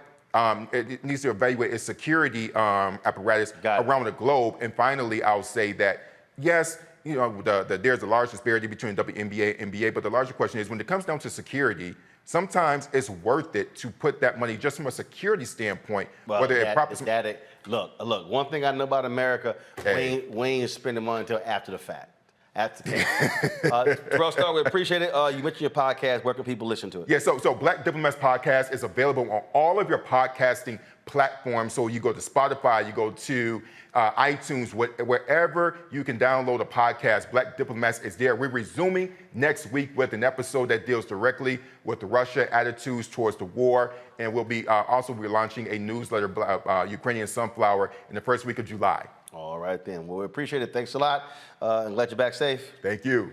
Folks, don't forget you want to support us. Download the Black Star Network app. All available platforms, Apple TV, Android TV, of course, Apple phone, Android phone, Roku, Amazon Fire TV, Xbox One, Samsung Smart TV. And also, if you want to join our Bring the Funk fan club, you can do so by sending your check and money order to P.O. Box 57196, Washington, D.C. 20037-0196. Cash App with $RM Unfiltered. PayPal is R Martin Unfiltered. Venmo is RM Unfiltered. Zelle is Roland@RolandSMartin.com. Roland@RolandMartinUnfiltered.com. And YouTube, y'all hit the like button. Okay, there's no reason we're not at 1,000. All right, come on now. We got 78 left. That's it. Just hit the doggone like button. Almost 2,000 of y'all watching right now. You're on Facebook as well. Well, first of all, we don't have that many on Facebook because Facebook, y'all, but tell you the game that they're playing. We got a 1.3 million followers on our Facebook page, which is larger than all of the platforms. They are deliberately suppressing our views on Facebook, okay? We used to have 2 or 3 or 4, sometimes 10,000 people watching our videos live on Facebook. But what Facebook does is they suppress your numbers, and then they want you to pay to boost the folk who already follow you. In fact, many of you who are on Facebook, you don't even get your live notifications anymore when we go live, even though you have opted into that. Now, I told y'all 3 years ago, I got an email saying there was a glitch in their system. I got an email in September from our Facebook person. There was a glitch in their system. I'm still waiting for them to get back to me about the glitch in their system. So that's why if I pull it up right now, let me just see how many people. And just so y'all know, because I know some of y'all might be saying, "Oh, you know, I'm not believing you." Again, we have 800. Let me check. Let's see. We have. Let's see here. Last check, 859,443 subscribers on our YouTube channel. We have 1.3 million people who follow us on my Facebook channel, and what you're seeing here right now. Let me just see here, just so y'all know. You know, Sheryl Sandberg, of course, announced today she's stepping down as the COO. So if y'all think I'm lying, look right here. Go ahead. Right now, there are 167 people watching our live stream right now on Facebook. 167. 167. Y'all, think about that. 1.3 million, 167. They are deliberately suppressing our numbers. That's why I need y'all, and I can't stress enough why I need you to download the app. Here's why. If we have, and listen to me clearly, if we have 1.3 million people who have downloaded our app, we don't have to be on Facebook. We don't have to be on these platforms. So creating our own app is creating our own app for our OTT network allows us, we don't have to stream on YouTube or Facebook or Instagram or Twitch or any of these platforms. We can actually stream to our followers. We have the data, and then we can sell the advertising ourselves. and we're not having to deal with their rules of what we can say or do. So that's why it's important. Last check, I think my man Keenan hit me that we're around 40,000 downloads. We want to hit 100,000 downloads of the Black Star Network app by the end of this year. We should be even at 200,000, 300,000. But if y'all need to understand how we are so good at building other people's platforms, but then we're not the same when it comes to our own. This is a perfect example. And so, yeah, the folks at Facebook, no doubt, are suppressing our numbers. There's no way in the world you can tell me 1.3 million people follow us and 167 are watching our live stream right now. Sorry, y'all, the numbers just don't add up. I'll be right back with our Tech Talk segment. You know, he brought his own sound. So when you have an artist that creates his own sound, like Earth, Wind & Fire, Stevie, you know, they come in, the Beatles, they create their own sound. He kept reinventing himself. He wasn't afraid to change instrumentations or not use drums or not use bass or use the Lynn machine or use real drums or use, you know, pots and pans. It didn't matter. It's just like he wasn't afraid to, the sound was different every time he did an album, completely different, you know? And the things that he wrote about, it was things that he felt he needed to speak about. So a lot of honesty, you know, whether he would admit to it or not, there was a lot of honesty and a lot of things that were real to him. When he gave, you know, I think for me, he is my favorite, my #1 favorite guitar player in the world. He was. He played with, I mean, and especially I loved times me playing drums with him, he and I playing together. When I played drums, it was a whole nother thing.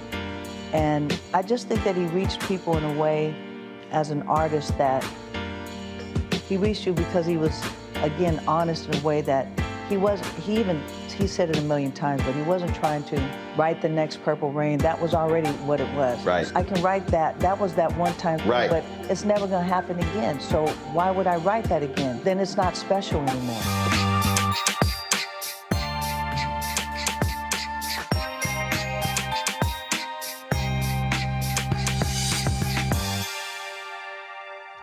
Next on A Balanced Life, we're talking everything from prayer to exercise to positive affirmations and everything that's needed to keep you strong and along your way. That's on a next A Balanced Life with me, Dr. Jackie, on Black Star Network.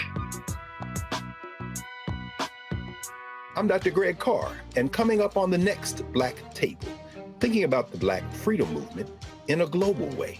Dr. John Monroe joins us to discuss his book, The Anti-Colonial Front, which maps the social justice movement in the United States and its impact internationally, from Asia to Africa, and how movements like anti-communism were used to slow down racial equality, like critical race theory today.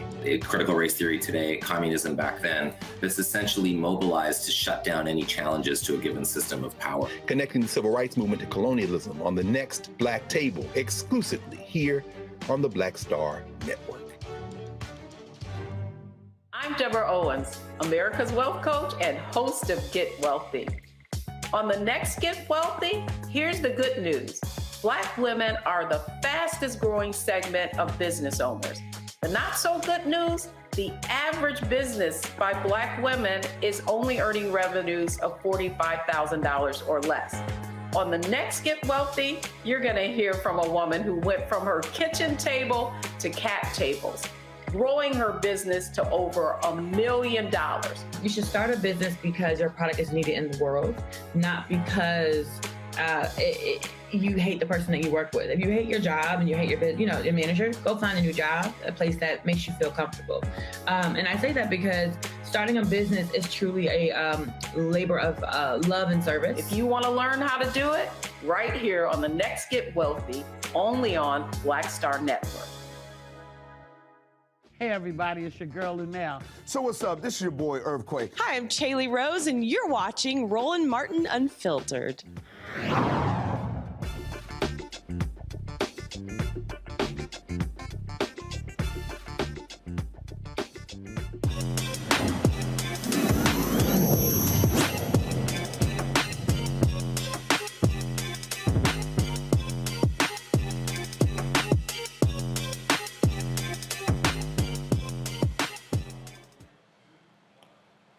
Are you one of those folks who has difficulty keeping up with your monthly budget? If so, a new app will empower you to take control of your finances and build your wealth. That's right, folks. Here is the app. Let's show it. Altro is a free app for Apple products. It uses financial content to educate folks trying to elevate their financial status and help users build credit with recurring payments. Michael Broughton, founder of Altro, joins us from San Francisco. Glad to have you here. So first off, is it only for Apple? Is it also going to be an app later for Android? Yeah, the app is currently Apple-based. We are working on an Android version this year, actually. And so, in terms of, look, there are other apps out there when it comes to plugging in with your monthly budget. So how does this actually work? Yeah, it's quite simple. What we're doing is we are taking recurrencies, things that people are already paying for, and turning them into trade lines, things that actually help you build your credit. The magic is in what we do with our app. In about 30 seconds, you sign up. We find what subscriptions you're already paying for, your Netflix, Hulu, Spotify, Pandora bills, and we tie these to your credit score. So in about 30 days, you'll see it actually show up on your Credit Karma or Credit Sesame account, or even in our app, showing how it's affecting and increasing your score over time. So where did the idea originate from? It started with me, actually. I struggled a lot with building credit when I was coming into college. I didn't realize tuition was a real thing, and I was $10,000 short on my tuition. No one wanted to give me the money. No one wanted to give me a chance, and I ended up in a situation where I almost did not start university because of it. Realized that credit was key. It was the access point to getting from 0 to 1 to starting my personal journey. And I wanted to enable that access for everyone else. So that's how the app was born.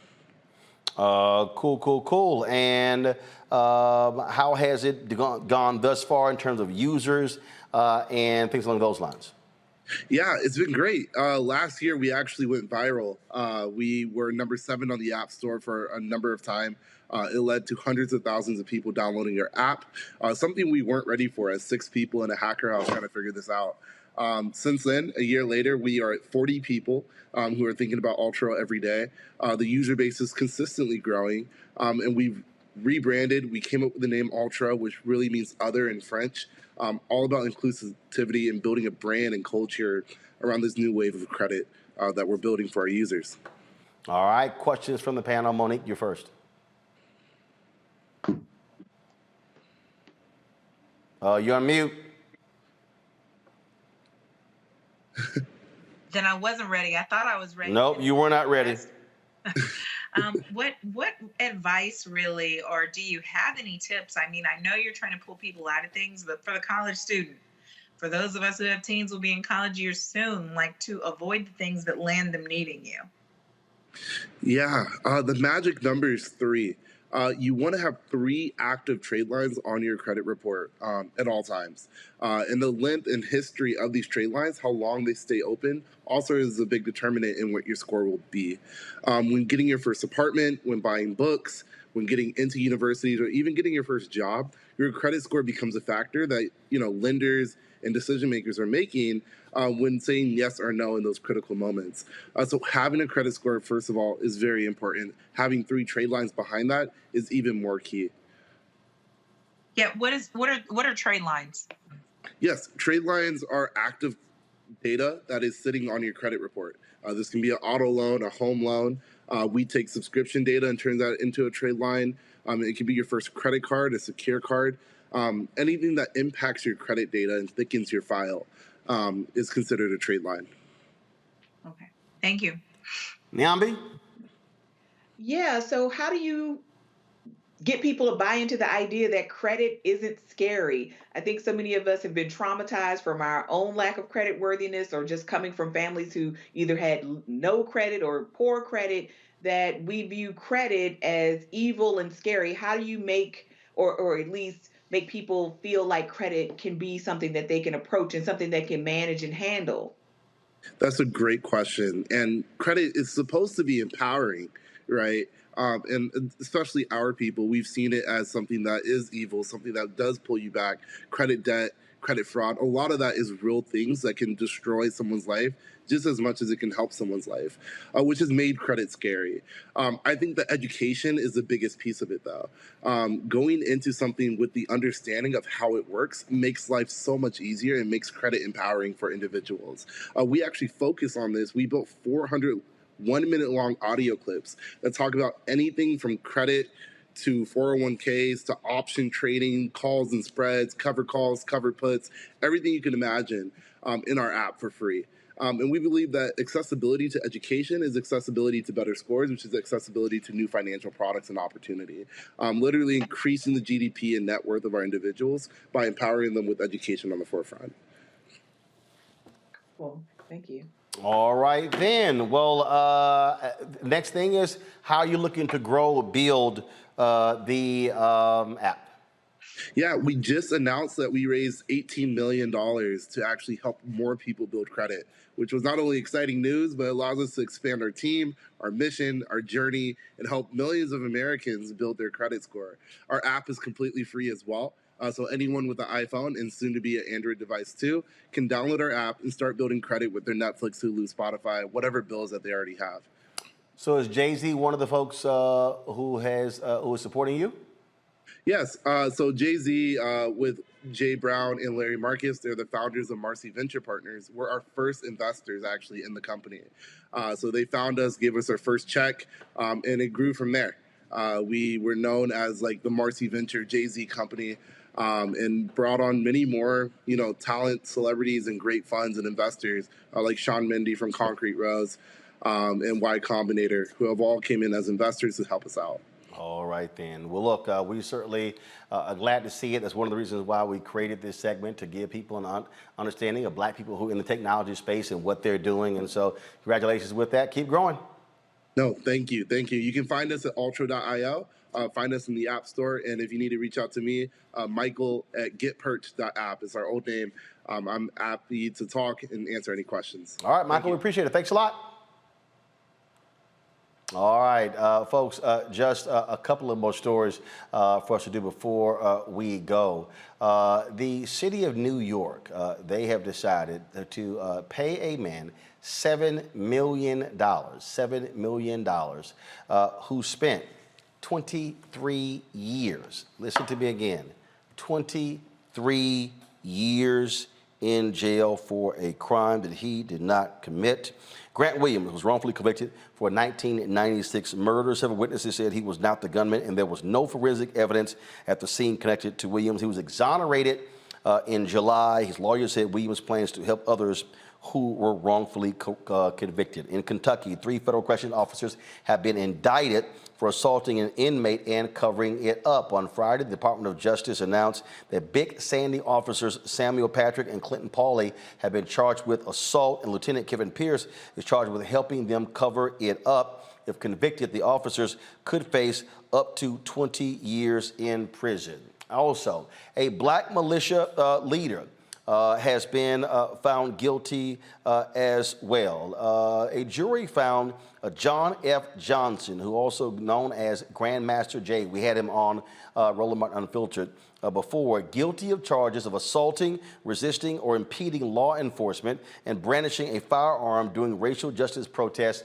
a couple of years ago. Johnson is a leader of the NFAC, or Not Effing Around Coalition. Officials say Grandmaster Jay pointed an AR-15 platform rifle and tactical flashlight at 2 federally deputized officers on a roof in downtown Louisville. Johnson's sentence is set for August 22nd. He faces a penalty of not less than 7 years in prison without the possibility of parole. So, man, that is a story that we are following as well. And real quick here, folks, speaking of Louisville, let me go ahead and read this real quick.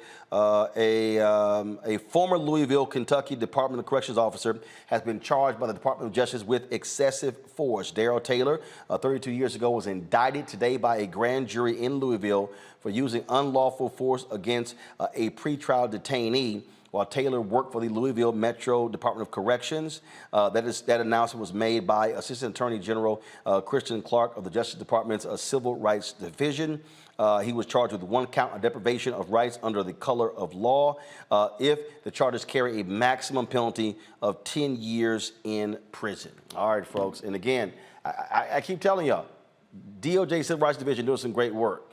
I don't know why in the hell the Biden White House is not talking about that a hell of a lot more. It's confusing to me. Don't understand it. All right, Niambi, certainly appreciate it. Thanks a lot for joining us. Monique, thanks for joining us as well. Scott had to leave a little bit early, and so we thank all three of you for being with us on today's show. Folks, again, please do us a favor, download the Black Star Network app. I can't explain to you any better than I did a little bit earlier what happens when we are dependent upon other platforms to promote us. Isaac Hayes III talks about this all the time, where you might think that you have 1 million followers on Instagram. They're not letting you communicate with all of your followers because they actually want to make all the money. And so you're only reaching 3 or 4% of your followers. That's actually how that works. And so, folks, that's what these platforms do.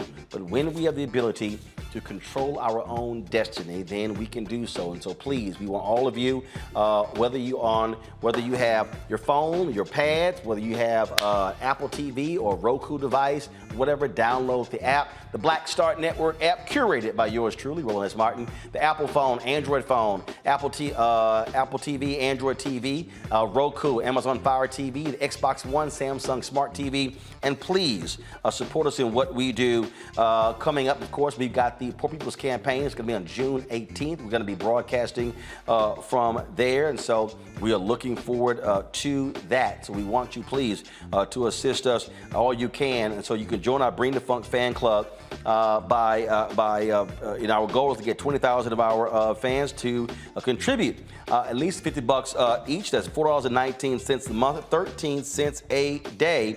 And so please, you can do so by sending your checkout money order to P.O. Box 57196, Washington, D.C. 20037-0196. Cash App is $RM Unfiltered. PayPal is R Martin Unfiltered. Venmo is RM Unfiltered. Zelle is Roland at RolandSMartin.com. Roland at RolandMartinUnfiltered.com. Shout out to Ebony Long, to Dwayne Jones, to Alexander Fullmore, to, let's see here, Gregory Brewster, for all, Deborah Joshua, Kenneth, let's see here, Casey Robinson, Monique Pierre, Rona Williams, J.B. Bond, all of them contributed during today's show.